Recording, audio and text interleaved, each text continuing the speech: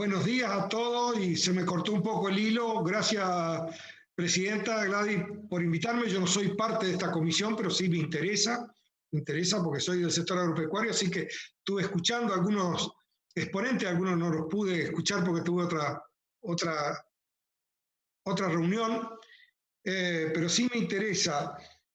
Segundo, me encanta cuando hablamos de sustentabilidad, me encanta porque en las islas, principalmente acá en el Delta Entrerriano, hay gente que ya va por la cuarta generación, principalmente los productores del Delta Entrerriano.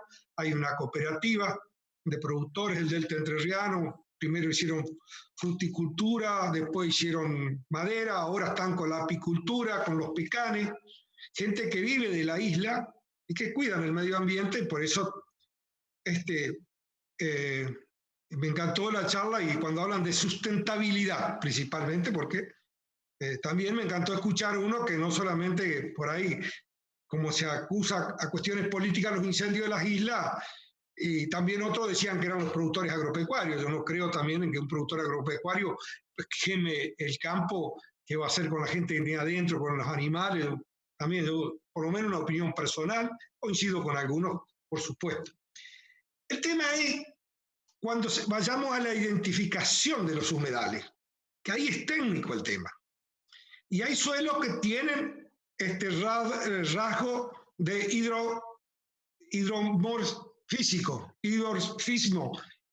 hidrorfismo, perdón, que alguna vez tuvieron agua, a lo mejor hace 20 o 30 años, y hoy ya no son más, no se lo considera humedales. Ahí es el punto crítico que el INTA, por supuesto, el INTA ha hecho un gran trabajo de hidromorfismo, ha hecho un gran trabajo, y en la identificación de los humedales. Y cuando hablamos de la moratoria también. Yo hago un planteo y no quiero ser crítico de nada. Supongamos la zona de Paranacito, que algunos de ustedes van a conocer, donde vive gente que viven de las islas, y ellos tienen que hacer algún tipo de infraestructura para sacar la miel de adentro, que son mieles ecológicas que se venden a muy buen precio. Cuando hablamos de los pecanes, que también pueden hacer hasta con trazabilidad y venderlo muy bien, sabemos que el Estado Nacional hoy necesita más que nunca exportar.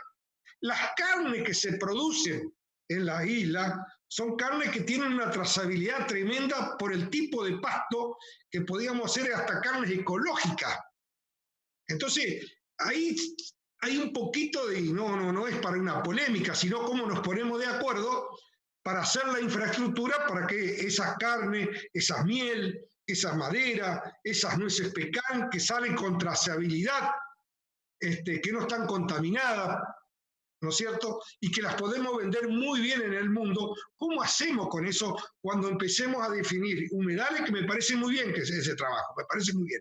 ¿Cómo lo vamos a hacer? Y si vamos, cuando hablamos de la moratoria, ¿cómo vamos prácticamente no se va a poder seguir arreglando un camino, no se va a poder llevar la energía eléctrica que hace falta en algunos lugares? Por eso, una pregunta que hago, y me encanta cuando hablamos de la exposición y que sea plural y que todos los actores estemos presentes.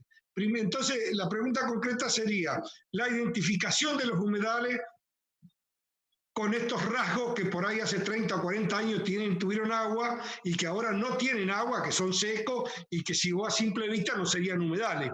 Esa pregunta si la pueden responder y si no quedará para el estudio. Gracias, presidente. Gracias, Alfredo. Yo daría una sola palabra porque tenemos que ir cerrando. No sé si, Roberto, ¿querías vos contestar? Sí, cómo no, le contesto a Alfredo. Efectivamente los humedales son dinámicos en el tiempo y en el espacio, pero hay rasgos que persisten y que en muchos casos muestran una constante influencia del agua. Yo hablaría más de suelos hídricos y de sustratos con rasgos de hidromorfismo, porque no necesariamente un suelo, entendido clásicamente, también es característico del humedal. Creo que hay determinadas variables que permiten identificarlos como tales y claramente podemos complementar esa identificación con el funcionamiento hidrológico, con la estadística climática, con distintas cuestiones que verdaderamente puedan reafirmar que el humedal es tal. Es cierto que en algún momento los humedales pueden tener un momento, vamos a decir, terrestre y un momento netamente acuático, pero claramente, por ejemplo, una planicie aluvial está compuesta totalmente por humedales porque así funciona la planicie aluvial de un río. Entonces, ahí está uno de los problemas que a veces, con todo respeto digo, se pretende usar una tecnología que es de zonas altas en determinado momento en un lugar que no necesariamente lo es. Coincido con usted, Alfredo, de que la gente, hay mucha gente que vive de la isla, tengo la suerte de conocer a mucha gente, hay mucha gente que, insisto, como entiende el humedal, sabe manejarlo, usted ejemplificó con la miel es una actividad claramente adaptada al normal funcionamiento hidrológico del humedal, pero bueno, hay otras cuestiones, por ejemplo, con nuestra visión exitosa pampeana, que a veces no la manejamos del todo bien. Por ejemplo, hubo momentos en nuestra historia que pensábamos, y eso pasó en todo el mundo, que los humedales eran una porquería y había que erradicarlos. Ahora nos damos cuenta que nos brindan muchos bienes y servicios. Y después hay actividades que son las que nos distinguen a nosotros, pero que bueno, que hay que adaptarla a la realidad de la zona. Conozco Villa Paranacito, tengo muchos amigos, mucha gente del INTA que valoro mucho ahí, pero bueno, Villa Paranacito es una interfase entre la isla y la llanura pampeana propiamente dicha. La ganadería que se hace ahí no es necesariamente la que podemos hacer en tierras altas. De hecho, históricamente en las islas se hacía lo que se llama, y en las islas y en el sector no insular del delta, se hacía la ganadería de isla, que era llevar la vaca en aguas bajas y sacarla en aguas altas. Bueno, como la coyuntura socioeconómica hace que, por ejemplo, no convenga tener en una zona alta espacio para la vaca, porque a lo mejor conviene hacer un segundo cultivo, etcétera, ahí es donde se mezclan las cuestiones y donde deberíamos ajustar un poquito todo eso, ¿no?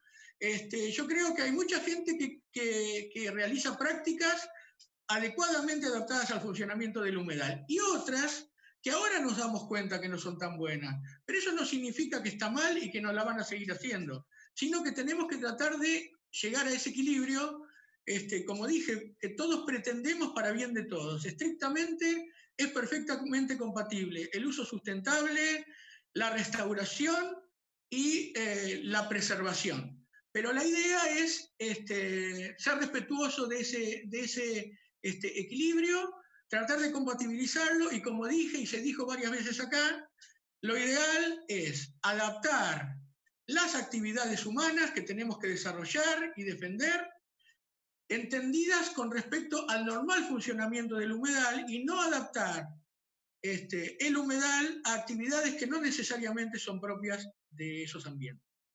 Pero obviamente, Alfredo, tenemos que seguir discutiéndolo y creo que lo mejor es seguir discutiendo al respecto.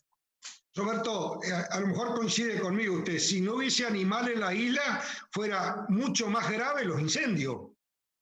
Sí, es cierto, pero este año la realidad fue distinta porque este año había poca vaca en la isla. Pero acuérdese, Alfredo, en el 2008 había muchísima cantidad de vacas. Le digo, yo estuve en los incendios del 2008, había vacas de todo el país, compuesteros de todo el país, que además manejaban el fuego pensando que estaban en sus pagos, lo hacían de buena fe.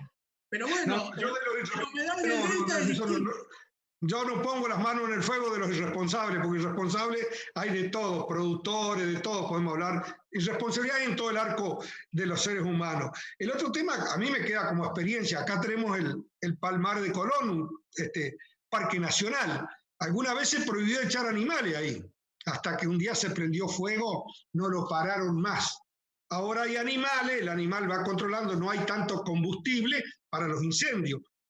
Bueno, he escuchado algunas voces, ¿no?, de ustedes decir que porque hay animales se quema la isla. Y yo dije, carecen de conocimiento. No, es cierto, Alfredo, lo que usted dice tiene que ver también con una visión de mis colegas de parques nacionales, a quienes valoro mucho, que hace muchos años, cuando usted y yo éramos chicos, pensábamos que quizás había...